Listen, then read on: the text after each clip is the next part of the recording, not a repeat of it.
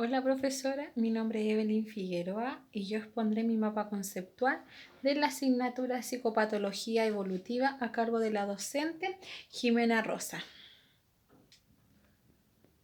Bueno, acá podemos ver que este mapa conceptual está definido por 4 unidades.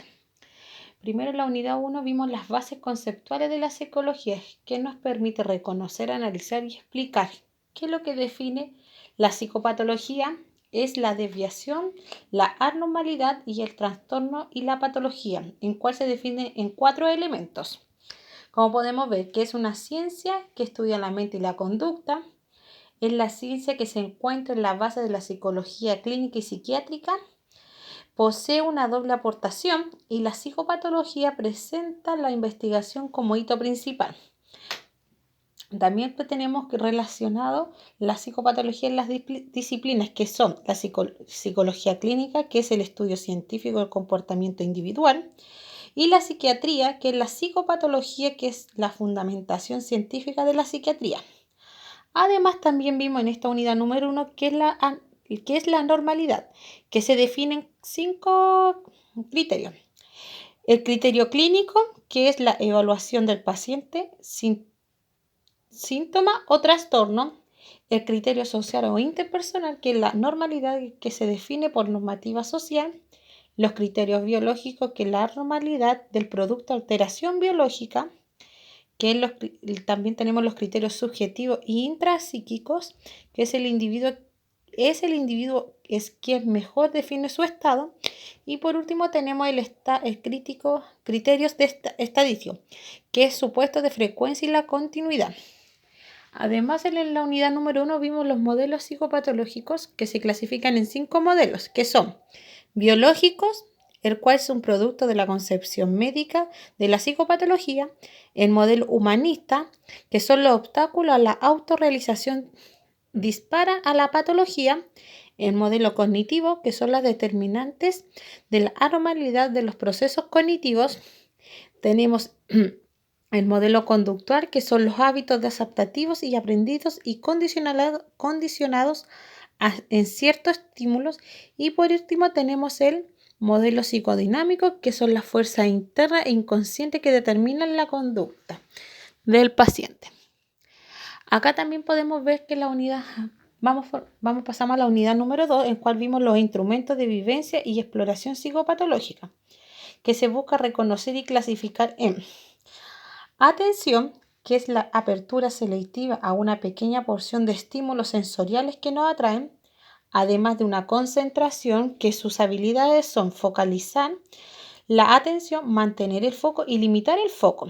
Además tenemos la memoria, el cual es la capacidad que permite almacenar, retener y recuperar todo tipo de información. Y por último tenemos el proceso de memorización, que son ¿qué es lo que incluye? ¿Cuáles son los procesos? La memoración, la memoria de fijación, la memoria de conservación, la memoria de equivocación, la memoria de reconocimiento y ubicación temporal. También vimos en la unidad número 3, que vimos los trastornos de estado de ánimo, ansiedad y obsesivos, que nos permite conocer y revisar ¿qué es la ansiedad? Es un estado emocional de agitación e inquietud, la preparación para una posible huida o enfrentamiento.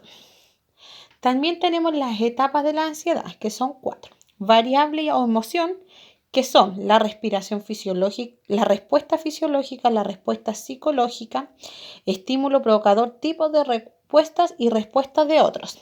Además tenemos en la etapa de la ansiedad también el miedo, que son la activación vegativa, la huida y compartida. Además, la ansiedad, que es también, igual que en la anterior, activación vegativa, alteraciones cognitivas o conductuales, y aquí no es compartida. Y la fobia, también tenemos una activación vegativa, huida o enfrentamiento y no compartida. Además, tenemos en esta unidad número 3 los comportamientos de la ansiedad, que se clasifican en ¿qué? En nivel fisiológico, en nivel conductual y en nivel cognitivo y emocional. En el nivel fisiológico son los cambios fisiosomáticos, que se clasifican en sudor, respiración acelerada, temblor y tartamudez. En el cambio, en el nivel conductual es la conducta observable que busca el enfrentamiento, el escape o la evitación. En el caso del nivel cognitivo-emocional es de las experiencias mentales internas y evaluaciones sujetas a estímulos. Se clasifican en preocupación, bloques cognitivos, pensamientos negativos, irritabilidad y llanto. Y por último, la última unidad que vimos en esta asignatura es la unidad número 4, los trastornos psicotípicos cognitivos de la personalidad, el cual nos permite identificar y reconocer qué son las psicosis. Se definen en un síndrome, una pérdida de sentido a la realidad, una falta de conciencia en la enfermedad. También vimos que el diagnóstico de trastornos psicóticos, que lo que son alucinaciones, que ve afectado en auditivo, olfativa, gustativa y visual. Además, se ve afectados los delirios o ideas delirantes, trastornos formales del pensamiento, síntomas negativos. Y por último, aquí se pueden clasificar los trastornos de personalidad, que son trastorno paranoide de la personalidad, que es un patrón de sustancia y desconfianza. Tenemos el trastorno esquizoide de la personalidad, que es un patrón de las relaciones sociales y restricción de la expresión emocional. Trastorno esquizotípico de la personalidad se define como un patrón de malestar intenso en las relaciones personales. Trastorno antisocial de la personalidad es el patrón de desprecio y violación de los derechos de los demás. Un trastorno límite de la personalidad es un patrón de inestabilidad en las relaciones interpersonales. También tenemos el trastorno histriónico de la personalidad, es un patrón de inhibición social, sentimiento e incompetencia. También tenemos el trastorno de la personalidad por evitación, inhibición social de los sentimientos, incompetente e hipersensibilidad. También, además, tenemos el trastorno obsesivo compulsivo de la personalidad, que es un patrón de preocupación por el orden, perfección y del control.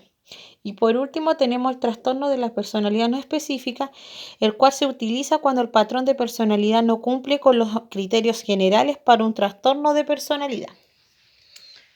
Bueno, profesora, esta ha sido mi presentación de mi mapa conceptual, resumiendo todas las unidades vistas en la asignatura Psicopatología Evolutiva. Gracias.